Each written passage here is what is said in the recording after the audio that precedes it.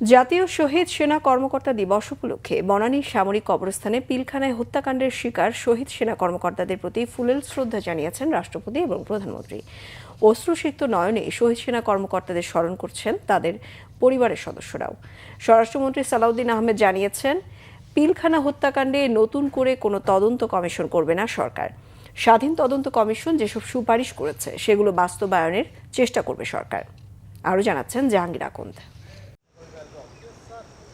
2009 সালের 25 ফেব্রুয়ারি পিলখানায় বিপথগামী বিডিআর সদস্যরা হত্যা করে দেশপ্রেমিক সেনাবাহিনীর চৌকর 57 অফিসার সহ 74 জনকে। 2024 সালে দেশ ফেসিবাদ মুক্ত হওয়ার পর দিনটিকে শহীদ সেনা দিবস হিসেবে পালন করা হচ্ছে। জাতির ইতিহাসে এই নারকীয় হত্যাকাণ্ডের দিনটিতে শহীদ সেনা কর্মকর্তাদের প্রতি শ্রদ্ধা জানাতে বনানী সামরিক কবরস্থানে আসেন রাষ্ট্রপতি মোহাম্মদ শাহাবুদ্দিন এবং প্রধানমন্ত্রী তারেক রহমান। পবিত্র কোরআন তেলাওয়াতের মধ্য দিয়ে শুরু হয় রাষ্ট্রীয় আনুষ্ঠানিকতা।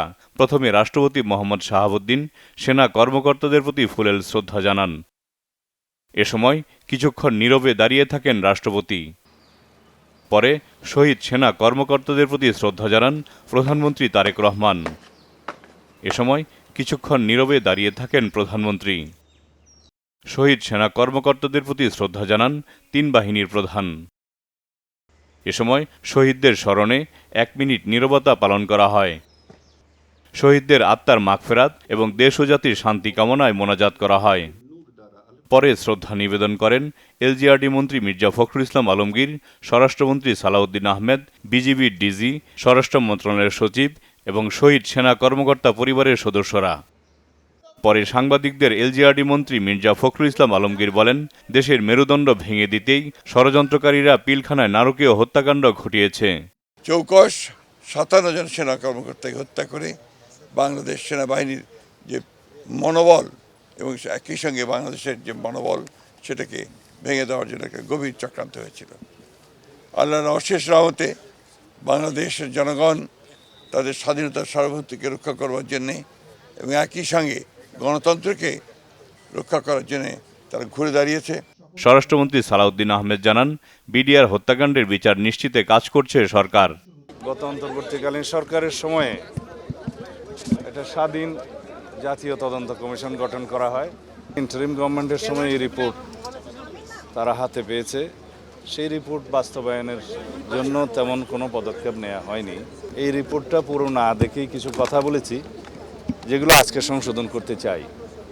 আমরা নতুন করে কোনো তদন্ত কমিশন করব না। তাতে যে সমস্ত সুপারিশমালা এসছে সেই সুপারিশমালার অনেকগুলো বাস্তবায়নাধীন, আর বিচারাধীন যে মামলাগুলো আছে কিছু আপিল পর্যায়ে আছে, কিছু অ্যাপিলেট ডিভিশনও হয়তো আছে। এই জুডিশিয়াল প্রসেসটা সমাপ্ত করা হবে। আর অন্যান্য যে সমস্ত রিকমেন্ডেশনস আছে এগুলো আমরা ধাপে ধাপে বাস্তবায়ন করব ইনশাআল্লাহ। কথা বলেন শহীদ সেনা কর্মকর্তা পরিবারের সদস্যরাও।